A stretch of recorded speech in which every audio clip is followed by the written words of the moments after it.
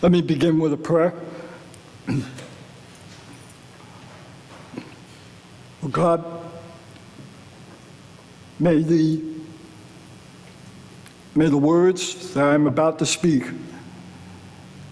convey a message that is pleasing to you and of some meaning and some inspiration to all present here. In your name I pray. Amen.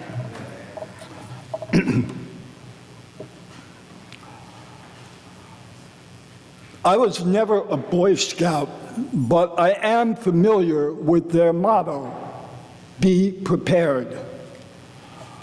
According to Google, the Boy Scouts organization was founded in 1908 by an English soldier named Robert Baden-Powell. And he once wrote in a handbook that to be prepared meant, quote, "You are always in a state of readiness, in mind and body, to do your duty," unquote. I can think of no better or more appropriate time than this Veterans Day weekend to reflect on the importance and what it means to be prepared for duty, to answer the call to serve, and the possible consequences of not being prepared. To Brother Houston, thank you for your service and for providing today's video. Since I myself never served in the military, I cannot even imagine what it is like. All I can speculate about is what my father probably experienced while he served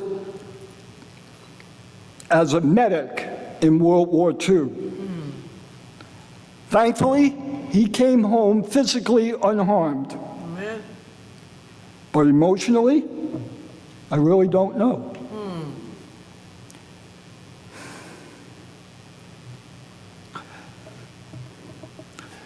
He never talked about anything that he saw or experienced where he was stationed. So my brother and I have always suspected the worst about that. But we were grateful that he came home alive. Amen. And that he was a good father to both of us. Amen. So then how are we to prepare ourselves to serve? Some of the more specific preparations will probably depend on what particular task or duty we are being called to do. But for more general ideas of how to prepare ourselves, no matter what service we are being called to do, perhaps Paul's letter to the Philippians, chapter 2, may seem to provide us with a good tutorial. Paul advises the Philippians, and he advises us, to imitate Christ in the humility that he showed dealing with his disciples and all whom he met. He reminds them, and he reminds us, that Christ humbled himself and took the form of a slave.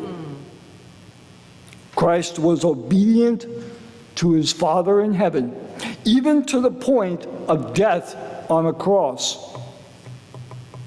Now, chances are, most of us here today will never be called upon to lay down their life for another.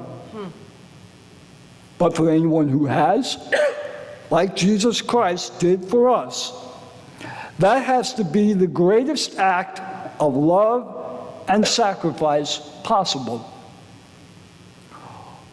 Paul also offers the Philippians and us some practical advice on how we should conduct ourselves in our interactions with others. In verses 3 and 4, Paul says, "Do nothing from selfish ambition or conceit, but in humility regard others as better than yourselves. Let each of you look not to your own interests, but to the interests of others."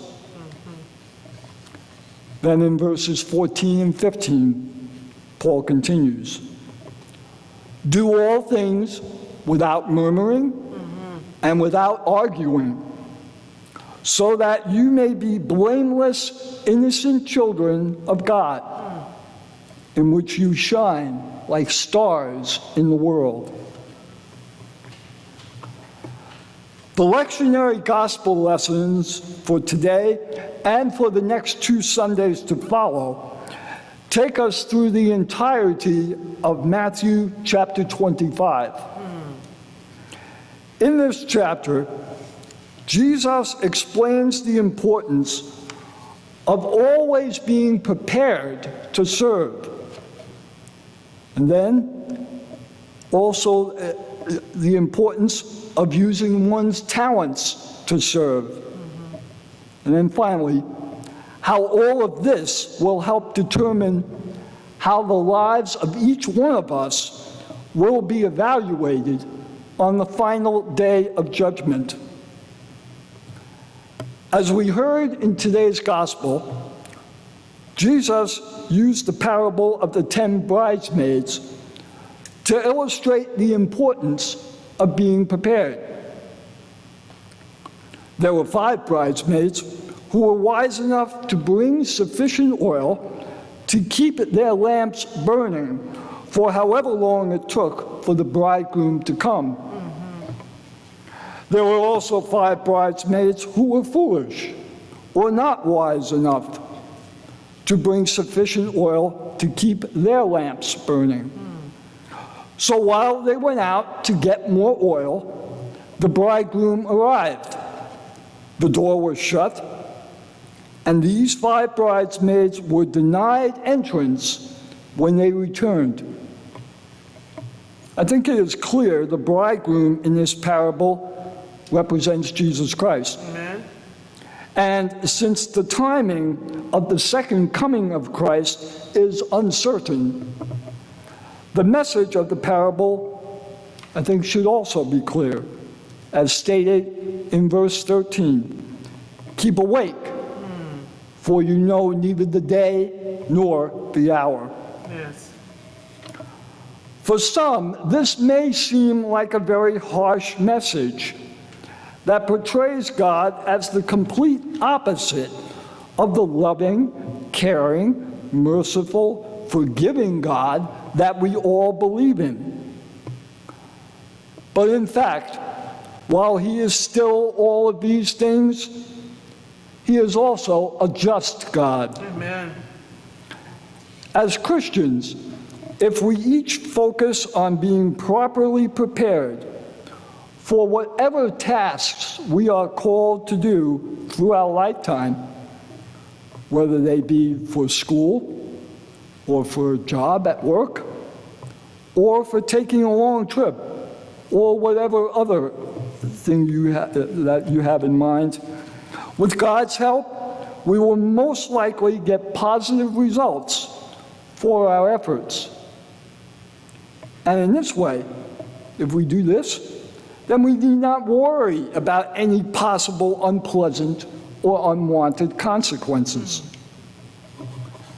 Being ready to serve means being willing and able to do all the good that we can at all the times and all the places that we can, and by all the means we can, for as long as God gives us the time and the resources to do so. So let each one of us always be ready to serve to the best of our abilities at whatever opportunities God calls us to do. Amen. Knowing and trusting in God's Spirit to lead us and guide us every step of the way, each and every day, because God promised, Jesus promised, that he would be with us always. Yes. We have only to say yes, Yes. and follow him. In this way, we can and we will let God's work be done in us and through us. Yes. So let our faith and trust be strong enough so that we are always ready to serve the Lord and all those in need this day and every day. Amen. Amen. Amen.